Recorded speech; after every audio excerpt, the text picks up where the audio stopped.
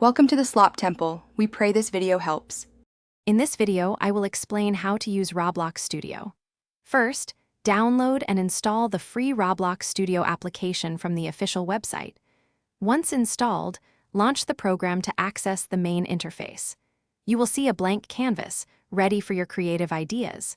This powerful tool allows you to build and publish your own games for millions of players to enjoy. Now, let's dive into basic building. Select the Part tool from the Home tab to add a new object to your workspace. You can choose from several primitive shapes. Use the Move tool to position it, scale to change its size, and rotate to adjust its orientation.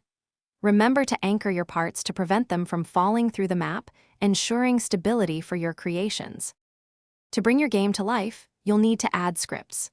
Roblox Studio uses Lua, a relatively easy-to-learn programming language. Attach a script to an object by right-clicking it in the Explorer and selecting Insert Object, then Script. You can then write code to make objects move, change color, or react to players. This adds dynamic and interactive elements to your game world. Finally, it's time to test and publish your masterpiece.